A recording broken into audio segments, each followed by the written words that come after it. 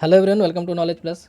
इस वीडियो में हम कॉन्टिनेंटल ज्योग्राफी को रिवाइज करने जा रहे हैं। जैसे डिफरेंट कॉन्टिनेंट को, जो भी कॉन्टिनेंट जहाँ पे इंसान है, इंडिया मतलब कि वर्ल्ड में जितने भी कॉन्टिनेंट है सबको एक एक वीडियो में। तो हम लोग इस वीडियो में एशिया के बारे में रिवाइज करने जा रहे हैं, ठीक है। तो आइए एशिया के बारे में पढ़ते हैं। तो एशिया सबसे बड़ा कॉन्टिनेंट है, ये सब तो मतलब कि जानते ही होंगे। India Asia is the largest continent. About 30% of the earth land mass, earth का जितना लैंड मास है उसका लगभग 30% एशिया में है।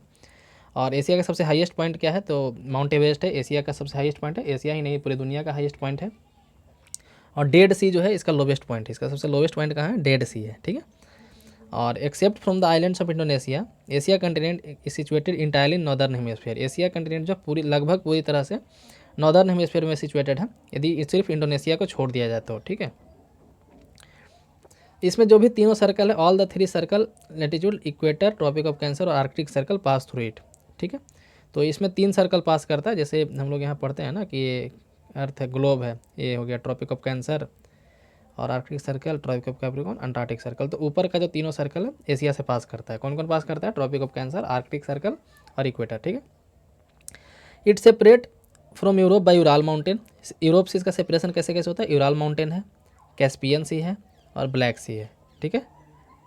तो कौन कौन सेपरेट करता है? Ural mountain, Caspian Sea, Black Sea. इसके अलावा कौन कौन सा है? The Caucasus mountain, strait of Dardanelles in the west. और कौन करता है इसके अलावा? कॉक्सस माउंटेन और स्टेट ऑफ डार्डेनेल। और इसमें जो वर्ल्ड का, दुनिया का सबसे लार्जेस्ट पॉपुलेशन भी रहता है। जैसे दुनिया का जो भी 2 पॉपुलेस कंट्री है, चाइना सबसे नंबर 1 पे है और इंडिया सेकंड पे है। तो ये दोनों इसी में आ रहते हैं, ठीक है। और इसका और बाउंड्री किसके साथ है? तो नॉर्थ अमेरिका के साथ है। नॉर्थ अमेरिका के साथ बेरिंग स्टेट से डिवाइड होता है। यदि आप मैप देखेंगे तो इधर में बेरिंग स्टेट है, एशिया रसिया के पास, ठीक है। तो it has world largest population, longest coast line. Asia के पास दुनिया का सबसे लंबा कोस्ट लाइन है। डीपेस्ट लेक, लेक बैकाल जो है दुनिया का सबसे डीपेस्ट लेक है, रसिया में है। और नॉर्थ अमेरिका सेपरेट होता है बेरिंग स्टेट से। तो हम लोग फिर से रिवाइज करते हैं। दुनिया का सबसे बड़ा एक कंटिनेंट है, 30% लगभग लैंड मास है। इसका हाईएस्ट पॉइंट माउंट एवरेस्ट है, सबसे लोवेस्ट पॉइंट डेड सी है, ठीक है। ये लगभग पूरे नॉर्दर्न हेमिस्फीयर में है। यदि इंडोनेशिया को छोड़ दिया जाए तो इसमें से 3 सर्कल पास करते हैं, equator, Tropic of Cancer, Arctic Circle. और यूरोप से कैसे अलग होता है? तो यूराल माउंटेन से अलग होता है, कैस्पियन सी से, ब्लैक सी से, कॉक्सस माउंटेन और स्टेट ऑफ डार्डेनेल, इतनी चीज़ से अलग होता है यूरोप से, ठीक है। दुनिया का सबसे बड़ा पॉपुलेशन इसके पास है, दुनिया का सबसे लंबा कोस्ट लाइन इसके पास है, डीपेस्ट लेक इसके पास है। और नॉर्थ अमेरिका से कैसे सेपरेट होता है? बेरिंग स्टेट से सेपरेट होता है। बहुत लोग कंफ्यूज करेंगे नॉर्थ अमेरिका से इसका बाउंड्री कैसे है, तो आप मैप एक बार देख सकते हैं। बेरिंग स्टेट एशिया और नॉर्थ अमेरिका के बीच में है। नेक्स्ट यहाँ पे है कि South West Asia are also known as Middle East. South West Asia को मिडिल ईस्ट बोलते हैं, जिसमें कौन कौन कंट्री आता है? तो Saudi Arabia, Iran, Iraq, Afghanistan, है ना, ये सब मिडिल ईस्ट के रीजन आते हैं, ठीक है।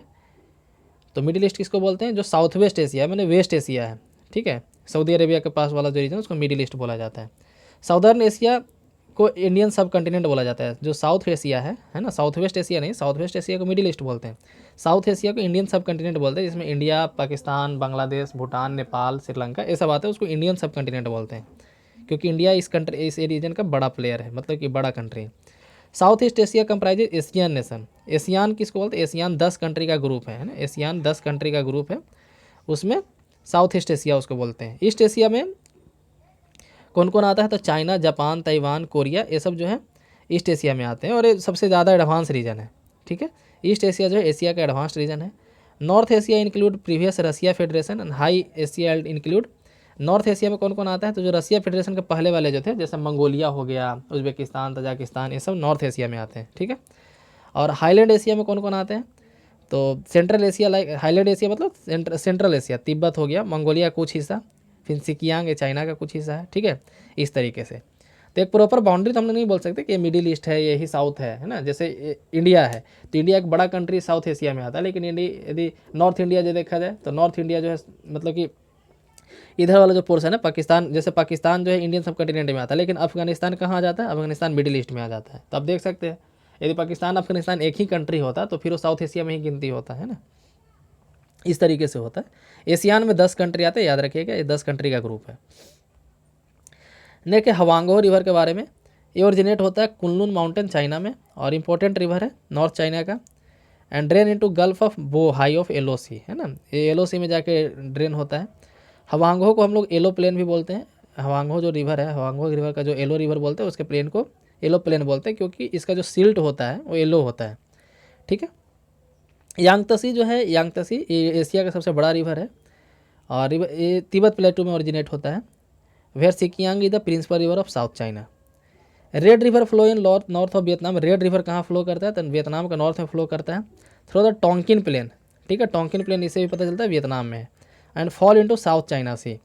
ठीक है, एक सालवीन रिवर है, flow through Shan highland to the east of Irrawaddy. Irrawaddy जो है इधर म्यांमार वाले रीजन में, म्यांमार थाईलैंड वाले रीजन में फ्लो करता है।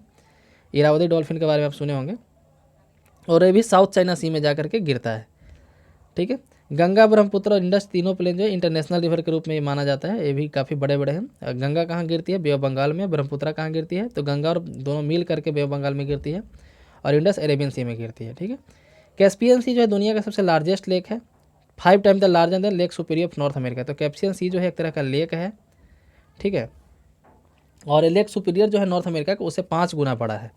ठीक है, एशिया और यूरोप के बीच में एक बाउंड्री भी बनाता है, हम लोग पढ़े ही थे अभी। और Dasht e Kavir is the largest salt desert of world situated in northern Iran.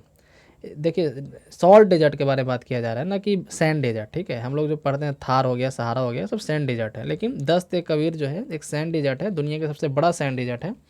ये नॉर्दर्न ईरान में पाया जाता है, दस्त ए कबीर। एग्रीकल्चर जो है ईस्ट एशिया और साउथ ईस्ट एशिया का मेन एक्टिविटी है ना, साउथ ईस्ट एशिया और ईस्ट एशिया का। Rice is the staple food crop of the people of both regions. China जो है लार्जेस्ट प्रोड्यूसर ऑफ फिश का, China is the largest producer of fish in the world and accounted very large coast line. ठीक है, क्योंकि China के पास बहुत बड़ा coast line है, इसलिए दुनिया का मतलब कि दुनिया का सबसे बड़ा फिश का प्रोड्यूसर है चाइना।